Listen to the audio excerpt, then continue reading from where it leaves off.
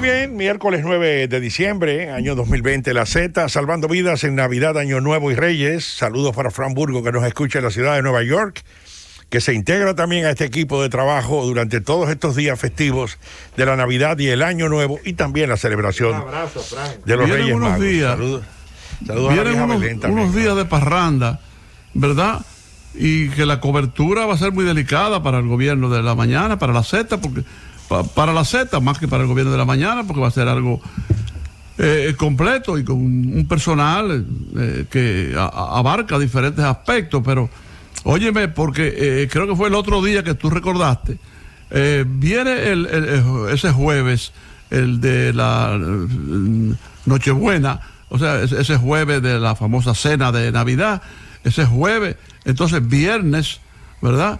Sábado y domingo, son 4 días bien intensos, también con mucho romo y también con mucho contagio del virus, pero después a fin de año, entonces están ese jueves, que es la cena también tradicional de fin de año, jueves, viernes, sábado, domingo y lunes, porque el miércoles 6, Día de Reyes, lo han llevado para el lunes. De manera que hay 5 días, 4 en uno y 5 en otro. Quiere decir que estamos hablando de una situación que podría abarcar 9 días. Ahí es donde marcamos la diferencia. Este trabajo que se ha organizado desde esta Z101 es el trabajo que mostrará el camino a una celebración navideña con moderación. Yo creo que va a ser un trabajo, otro, diríamos, de los grandes aportes de la Z101, y muy especialmente por esta cantidad de médicos especialistas, y ahí podemos contar a los más conocidos de nuestro país, que se unen al doctor Secundino Palacios para trabajar una programación tan especial que sirva de compañía a toda nuestra audiencia en estos difíciles momentos de una gran pandemia y una gran tradición que tenemos hasta cierto punto que sacrificar. Yo quiero aprovechar, Willy, excúsame, porque yo creo que esto es importante. Yo hablé de esto al comenzar mi presentación en el programa, mi trabajo en el programa. Esto es muy importante cuando se habla de matrimonio infantil, se habla del abuso de la niñez, se habla del secuestro, tortura y asesinato de niños y niñas, y se habla de coger niños y ponerlos a hacer sexo, disque sexo, es lo que sea ahí, filmarlo y después vendérselo a ciertos millonarios degenerados, ¿verdad? Se habla de todo, del matrimonio infantil, etcétera. Entonces, felicitar de nuevo a la licenciada Raquel Arbaje, honorable primera dama de la República, porque ayer empezó a funcionar lo que ella creó, el Gabinete de la Niñez y la Adolescencia, porque yo no estuve de acuerdo cuando ella señaló que, bueno, se dejaba sin efecto lo del despacho de la primera dama. Yo dije, no, pero desde ahí se pueden hacer muchas cosas. Bueno, ella ha creado ahora un gabinete para que las cosas sean más eficientes, sean más organizadas.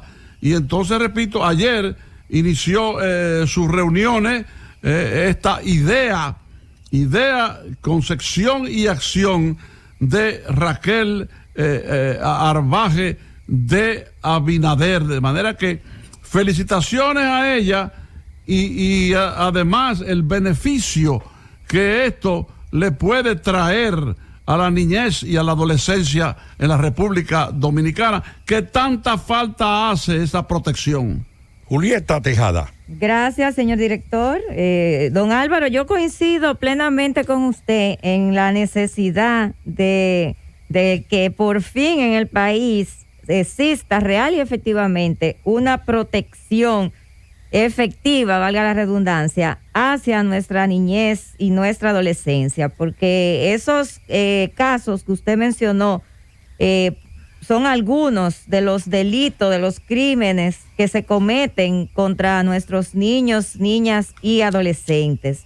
Es tiempo ya de que se busque una solución, de que, bueno, si no, hasta el momento no ha funcionado lo que teníamos, bueno, pues vamos a crear esta nueva instancia para que pueda servirle de soporte, para que se puedan ampliar fortalecer las ya existentes que existen y que tienen también un rol importante en esta coordinación, en esta dirección de doña Raquel Arbaje a través del Gabinete de la Niñez y la Adolescencia, y entonces que por fin pues podamos ver ir cómo se van disminuyendo este tipo de casos, que cada vez sean menos los casos que veamos en los medios de comunicación de niños y niñas sometidos, víctimas de tanta mente depravada, enferma, y de tanto delincuente y personas que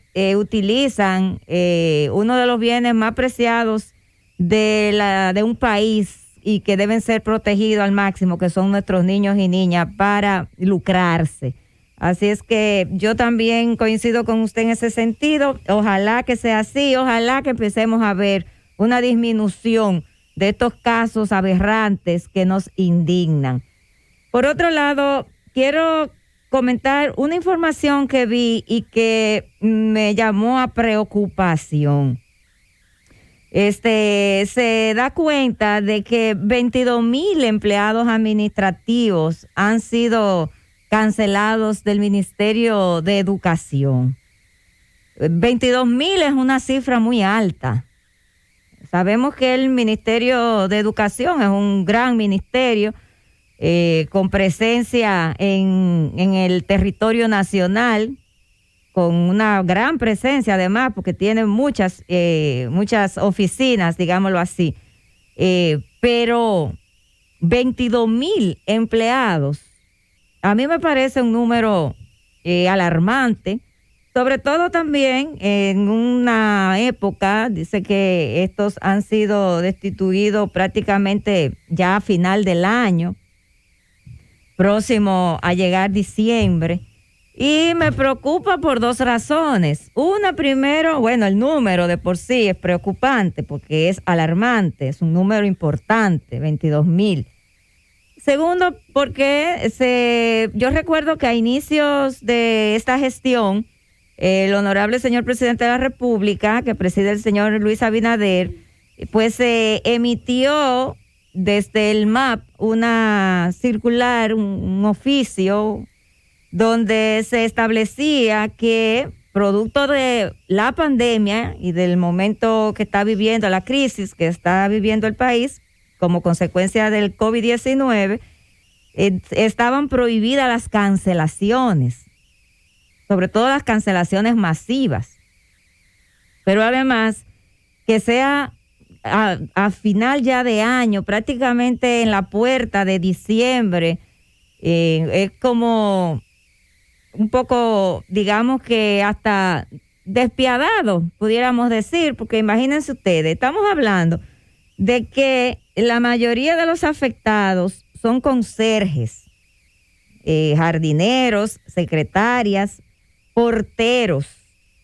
Señores, estamos hablando de personas que no tienen casi posibilidades, que cuando pierden esos ingresos que además son bajos ingresos porque son salarios bajitos con respecto a los salarios que pudiera estar recibiendo un director regional o un director de una escuela o un director de cualquier área en cualquier institución del Estado, pues son personas que reciben un salario muy bajo, pero además su propia condición socioeconómica no le permite tener muchos rejuegos, buscar la manera, tener otras alternativas. Son personas que viven al 100% de ese pequeño salario que reciben. Imagínense ustedes un conserje, pero además imagínense ustedes un portero, son un jardinero de una escuela. Es decir, son personas que no tienen tampoco, pues digamos que las competencias que pudieran tener otra persona que igualmente pudieran ser canceladas o han sido canceladas y tienen otras competencias, otras capacidades profesionales o técnicas para insertarse en el área laboral, ya sea privada, pública, para buscar la manera de ingresar esos ingresos, ese dinero perdido. Julieta, por mi parte, 2 puntos. Uno, habría que averiguar si eso es cierto. Yo no estoy diciendo que ese medio miente, sino cómo se están manejando, salvo honrosas excepciones, los medios de comunicación en nuestro país, ¿verdad? Entonces, habría que determinar, repito, si eso es cierto, número 1. Y número 2, si es cierto, entonces, como en educación hay un formidable ministro que es a la vez un educador y un hombre muy consciente y muy justo, ¿verdad? Un hombre de gran calidad, ¿verdad? Entonces, habría que esperar, si eso es cierto, la reacción del ministerio para explicar qué ha pasado, porque observa que ni siquiera la ADH, Asociación Dominicana de Huelgas, ADH o ADP, una cosa de esa,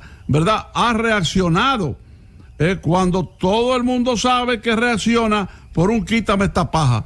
Yo mi posición, ¿verdad?, respetando la tuya, que es un análisis social interesante, a esos 2 puntos. Primero, si es cierto, ¿verdad? No estoy diciendo que es mentira, no, si comprobar si es cierto. Y segundo, si es cierto, entonces esperar la reacción del ministerio. Así es, don Álvaro. Cuando decía que me llamaba la atención por 2 cosas. Una era, primero, por el análisis que acababa de hacer. Y segundo, porque precisamente pues coincido con usted en el sentido de que el ministro Fulcar nos parece que es una persona bastante prudente, consciente, pues se ha manejado de una manera, podríamos decir que impecable en el tiempo que tiene hasta ahora al frente de esa institución. Además, un hombre muy respetuoso de la institucionalidad también, y que además pues fue profesor, es una persona que está identificada, digamos que con la clase trabajadora del sector. Y fíjate que es un hombre, el doctor Fulcar, el profesor Fulcar, ¿verdad?, es un hombre muy, muy justo, y observa que se ha concentrado por completo en este asunto de la educación virtual, que no es un hombre que anda precisamente cancelando gente, creándole problemas a su gobierno, creándole problemas al país, ni anda acusando a este, a aquel y al otro. Es un hombre de mucho comedimiento, no le falta energía, no le falta carácter, responsabilidad, pero también tiene el suficiente tino, el suficiente tacto para llevar las cosas de manera correcta. Así es, así que vamos a hacerle un llamado desde aquí al MINER para que por favor nos pueda explicar, porque es una información que llama la atención por todo lo que hemos dicho aquí, por lo que también acaba de decir don Álvaro, por el número de casos envueltos. Estamos hablando están hablando de 22,000 empleados. Entonces, es importante saber la versión, oír la versión oficial del Ministerio de Educación en este sentido, porque hasta el momento, por lo que hemos visto, que es lo que ha trascendido en los medios de comunicación, pues nos llama a preocupación, sobre todo porque ya en este final del año, ya en la recta final donde está el 2020 está terminando, pues no creo que hay necesidad de hacer este tipo de cancelaciones masivas en un año que ha sido tan difícil para la familia dominicana. Llévatelo, Cundo.